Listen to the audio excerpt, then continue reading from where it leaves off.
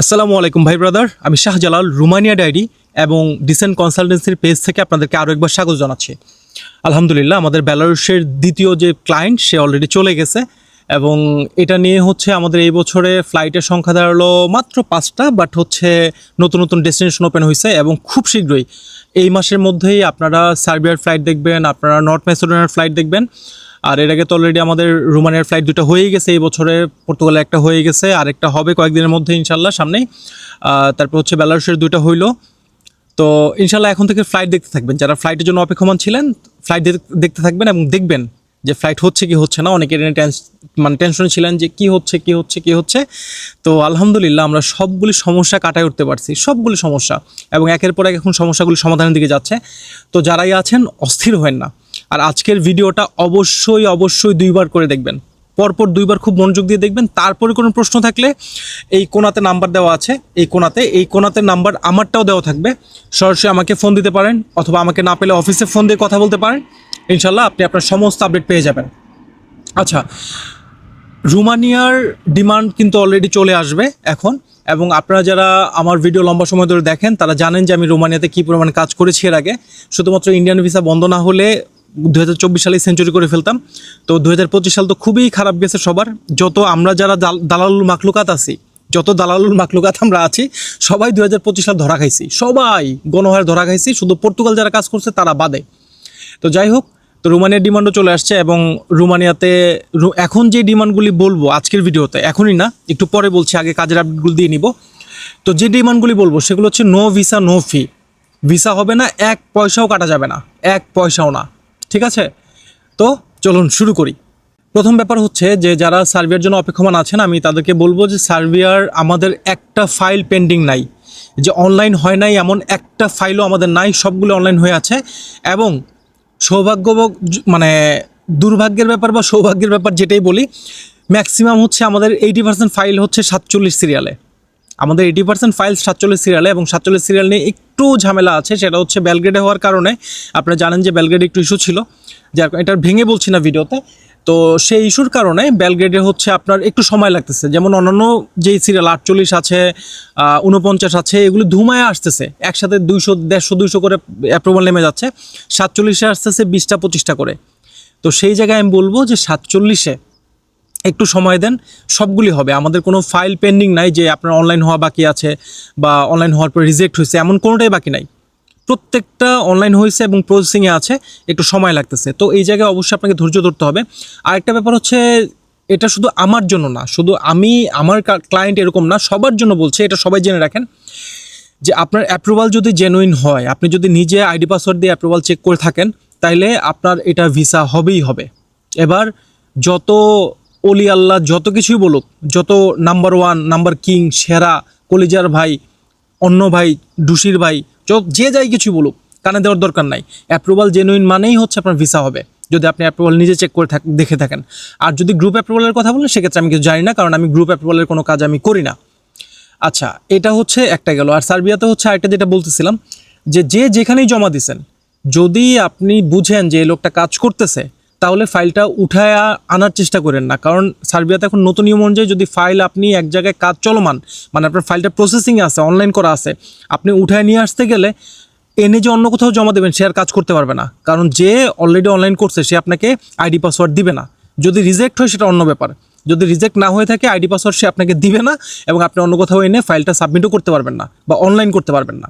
তো যে যেখানে আছেন একটু ধৈর্য ধরে থাকেন।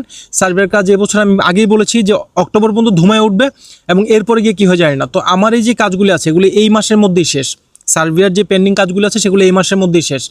এরপর আসি নর্থ ম্যাসেডোনিয়া নিয়ে, ভিসা ফ্লাইটের ব্যাপারটা একটু পরে বলতেছি। নর্থ ম্যাসেডোনিয়াতে 5টা অলরেডি ভিসা হয়ে আছে। আরও একজন মারুফ খন্দকার ভাই, আপনার জন্য বলছি, অস্থির হবেন না, ভিসা অবশ্যই আপনারটাও হবে, কনফার্ম, এটা মিস নাই।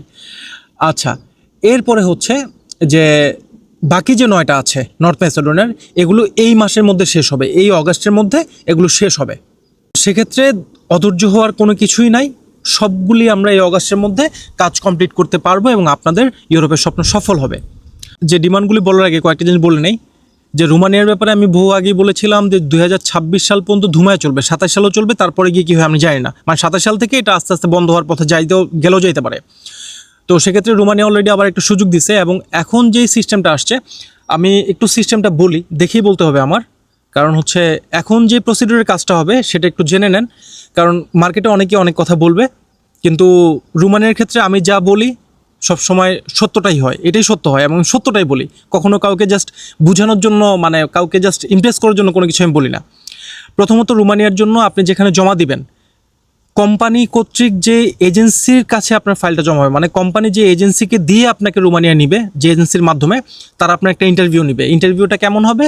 আপনার নাম, পাসপোর্ট নাম্বার, তারপর হচ্ছে যদি ডেলিভারিতে হয় সেক্ষেত্রে আপনার জিজ্ঞেস করতে পারে যে তোমার কি লাইসেন্স আছে কিনা, এই সেই, তারপর হচ্ছে তোমার কাজ করার আগ্রহ আছে কিনা, ইউরোপে অন্য কেউ আছে কিনা, যেই প্রশ্নগুলো আগে অ্যাম্বাসিতে করতো সেগুলো এখন আপনাকে আপনার যে এজেন্সি, মানে আমি তো এজেন্সি, আমি তো অবশ্যই আমার কোনো রোমানিয়ান কোনো এজেন্সির সাথে চুক্তি করেই আপনাকে নিতে হবে বর্তমান নিয়ম অনুযায়ী। তো সেই এজেন্সি আপনার ইন্টারভিউ একটা নেবে।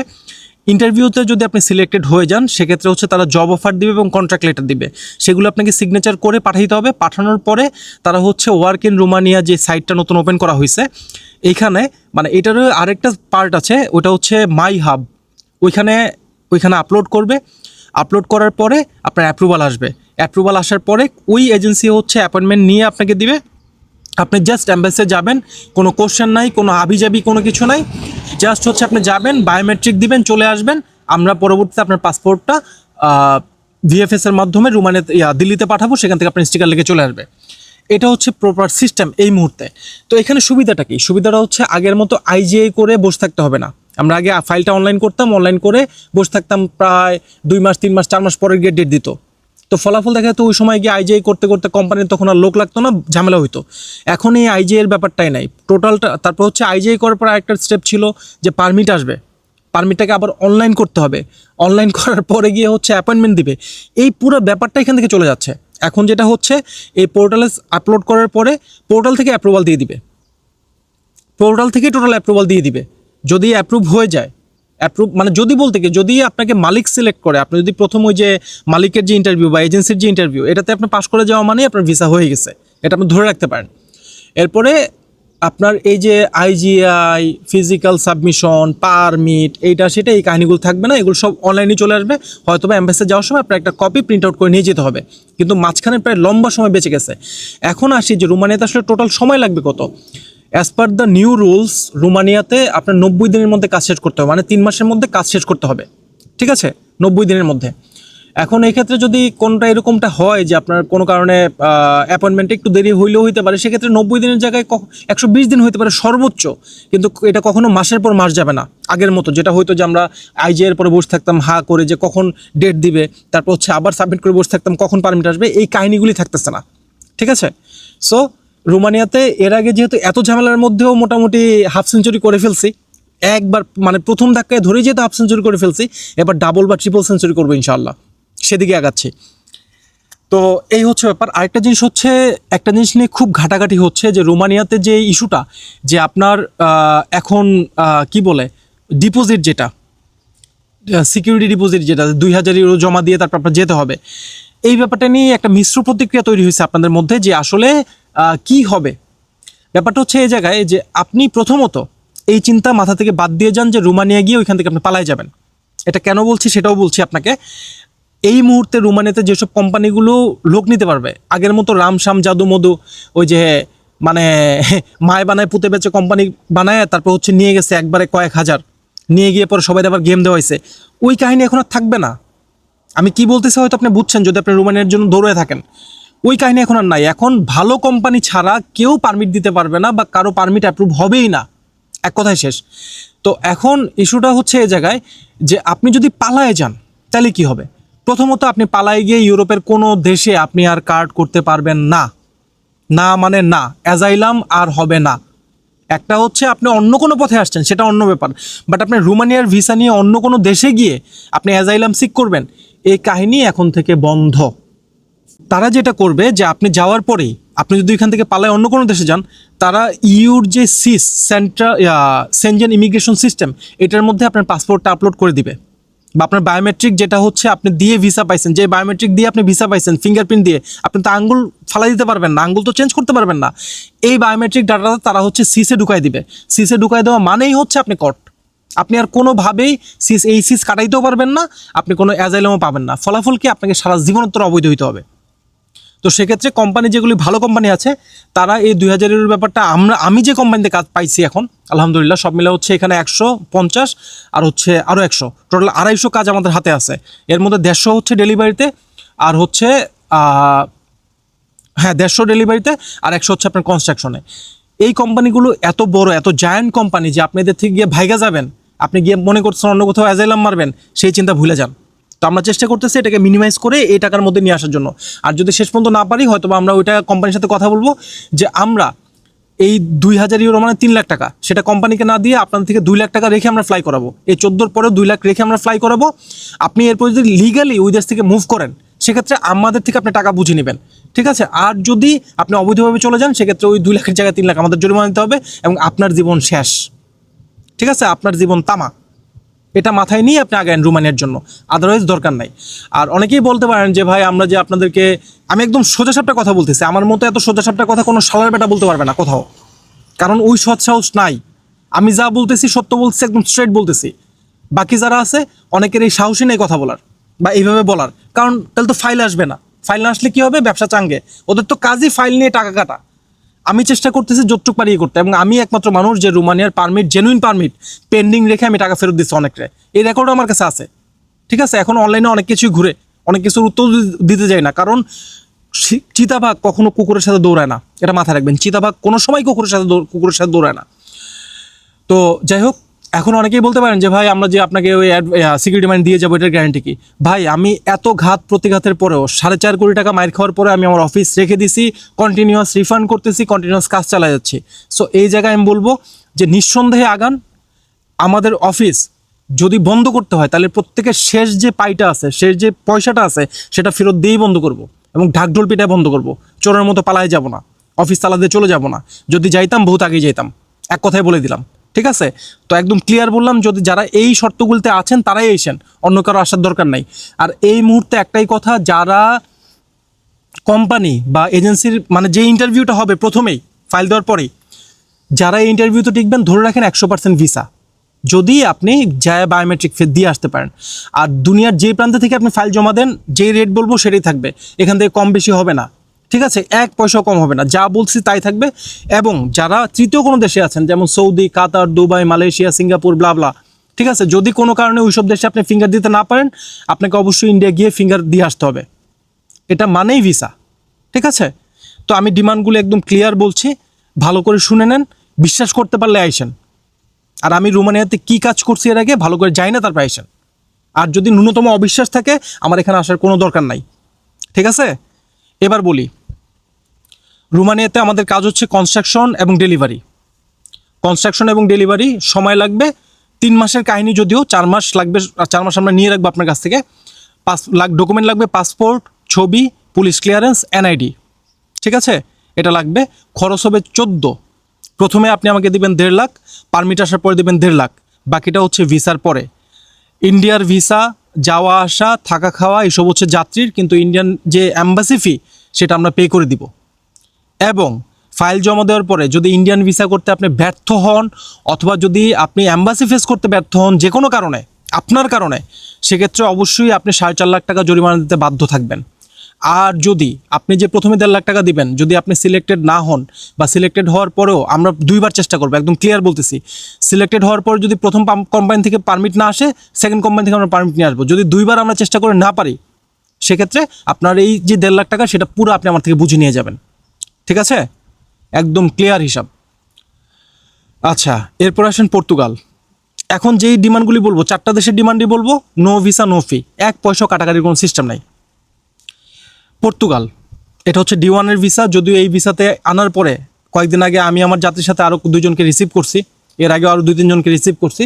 এজেন্ট মানে খোঁজই নেয় না যাত্রী আসলো কি কই গেল, কিন্তু আমরা অলরেডি আমার ক্লায়েন্টকে আমি রিসিভ করছি, আমি তাকে হচ্ছে থাকার জায়গার ব্যবস্থা করে দিছি এবং কাজেও পাঠিয়ে দিছি। এইভাবে আমরা কাজ করি, ঠিক আছে? তো এটা হচ্ছে পর্তুগালের D1 ভিসা, এবং এগুলো 3-4 মাসেই খেলা শেষ। এটা লাগবে, ডকুমেন্ট লাগবে, পাসপোর্ট, ছবি, police clearance, NID, phone number এবং মেল আইডি, এগুলো লাগবে। টোটাল খরচ হবে 22। প্রথমে আপনাকে 1 দিতে হবে, অ্যাপয়েন্টমেন্ট আসার পরে 2, আর বাকিটা হচ্ছে স্টেপ বাই স্টেপ যখন অ্যাপ্রুভাল আসবে তারপর হচ্ছে এরপরে সবগুলি। আর ইন্ডিয়ার টোটাল খরচ আপনার থাকা, খাওয়া, যাওয়া, ভিসা, তারপর হচ্ছে ভিসার খরচ, তারপর হচ্ছে অ্যাম্বাসি ফি, ইন্স্যুরেন্স, ভিএফএস ফি, যা লাগে সব আপনার, ঠিক আছে। আর যদি ইন্ডিয়ান ভিসা করতে আপনি ব্যর্থ হন, প্রথমত পর্তুগালের ক্ষেত্রে আমরা চাইবো যেন আপনার ইন্ডিয়ান ভিসা থাকে। যদি রেডি না থাকে আপনি যদি তাও জমা দেন, তারপরে যদি কোনো কারণে আপনি ইন্ডিয়ান ভিসা করতে ব্যর্থ হন, তাহলে আপনি আমাকে 4.5 লাখ টাকা 3.5 লাখ টাকা জরিমানা দিতে বাধ্য থাকবেন, ঠিক আছে। একদম ক্লিয়ার কথা। আপনার ইন্ডিয়ান ভিসা আপনার থাকতে হবে প্রথমত। আর যদি না থাকে, আপনি শিওর থাকেন যে ভিসা হবেই, তাহলে আপনি দিতে পারেন। কিন্তু তারপরে আপনি ফাইল জমা দেওয়ার পরে আমাদের ডেট উঠে গেল বা মেইল হয়ে গেল, এর মধ্যে আপনি বলবেন আপনি যাবেন না, আপনাকে 3.5 লাখ টাকা জরিমানা দিয়ে তারপর যেতে হবে, ঠিক আছে। এরপরে আসি হচ্ছে বেলারুশ। এটা হচ্ছে ফার্নিচার ফ্যাক্টরি। সময় লাগবে 3 মাস, ডকুমেন্ট লাগবে পাসপোর্ট, ছবি, এনআইডি। খরচ হবে 12 লাখ, প্রথমে 1 লাখ, বাকিটা হচ্ছে ফ্লাইটের আগে। আর বেলারুশের ব্যাপারটা বলে দিই, বেলারুশের বাংলাদেশ থেকে ভিসা হয় না, যেটা হয় স্পেশাল পারমিটে ফ্লাইট হয়। ফ্লাইট হওয়ার পরে আপনার কি বলে ওই বেলারুশ এয়ারপোর্টে যায়, পরে ভিসাটা লেগে যায়। আর 4 নম্বরটা হচ্ছে মালয়েশিয়ার কলিং। তো কলিংয়ের কাজ অলরেডি শুরু হচ্ছে, আপনারা এটা জানেন। তো এক্ষেত্রে হচ্ছে আমরা এখনও প্রপার খরচ সেটা আমরা এখনও পাই নাই, তবে এটা চেষ্টা করব মার্কেট থেকে সবচেয়ে কম নেওয়ার জন্য, মার্কেট রেটের থেকে কম নেওয়ার জন্য।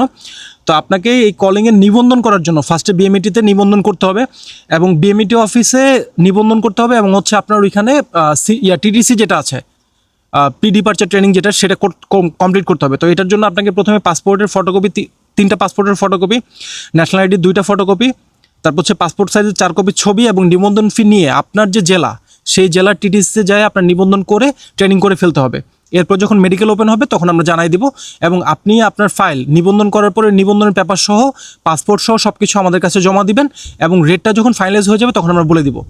তো এই যে 4টা দেশের ডিমান্ড আমরা বললাম, এগুলো হচ্ছে নো ভিসা নো ফি। যদি কোনো কারণে ভিসা না হয়, কোনো কারণে বলতে কি মানে ইন্ডিয়াতে যা অ্যাম্বাসি ফেস করা বা হচ্ছে আপনার জমা দেওয়া পর্যন্ত যে প্রসিডিউর, সেগুলো তো আমরা করে দিব। যদি এগুলি করতে আমরা ব্যর্থ হই, তাহলে আপনি যে টাকা জমা দেবেন সেই টাকা আপনি আমাদের থেকে পরবর্তী 60 কর্মদিবসের মধ্যে বুঝে নেবেন। একদম ক্লিয়ার কথাবার্তা, 60 কর্মদিবসের মধ্যে বুঝে নেবেন। আর যদি এই ডকুমেন্ট হওয়ার পরে আপনি না যান, সেক্ষেত্রে আপনি জরিমানা দিয়ে যেতে বাধ্য থাকবেন আপনি। একদম ক্লিয়ার কথাবার্তা, শেষ। তো এই ছিল আজকের ভিডিও। যারা আমাকে বিশ্বাস করেন তারাই আইসেন, জমা দিয়েন। আর আরেকটা জিনিস হচ্ছে, রিফান্ডের জন্য একটু প্রেশার আছে, সেটা আমি বুঝতেছি আপনাদের অবস্থা।